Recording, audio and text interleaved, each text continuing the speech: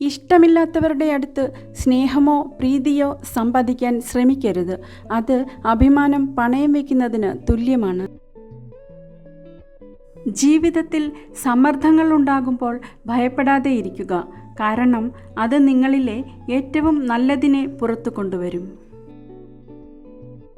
ആരെയും മറ്റുള്ളവർക്ക് മുന്നിൽ വെച്ച് തരം താഴ്ത്തി സംസാരിക്കരുത്. ചിലപ്പോൾ ആ മുറിവ് ഉണക്കാനോ ഒരു ക്ഷമ പറയാനോ പോലും ജീവിതത്തിൽ പിന്നീട് അവസരം ലഭിച്ചു എന്ന് വരില്ല. ജീവിതത്തെ അതിൻ്റെ ഒഴുക്കിനനുസരിച്ച് വിടുക. ഒഴുക്കിനനുസരിച്ച് നീന്താൻ മറ്റൊരു ശക്തിയും നിങ്ങൾക്ക് ആവശ്യമില്ല. ധൈര്യം എന്നാൽ ഭയത്തെ പ്രതിരോധിക്കുക എന്നാണ്. ഭയത്തെ വരുതിയിലാക്കുക എന്നാണ്.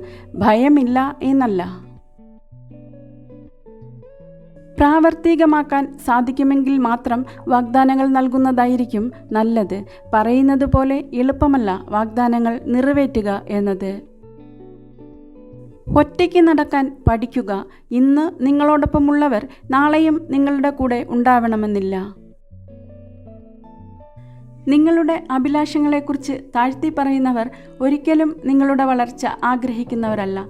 വലിയ മനസ്സുള്ള ആളുകൾക്ക് മാത്രമേ നിങ്ങൾക്കും വലിയവരാകാൻ കഴിയും എന്ന തോന്നൽ നിങ്ങൾക്ക് നൽകാൻ സാധിക്കൂ. ഓരോരുത്തർക്കും ഓരോ കഥകളുണ്ട്. ആ കഥകളിൽ അവരുടേതായ ശരികളുമുണ്ട്. മറ്റാരും മനസ്സിലാക്കാൻ ശ്രമിക്കാത്ത കുറേ ശരികൾ. പ്രതീക്ഷകളോട് കൂട്ടുകൂടുക.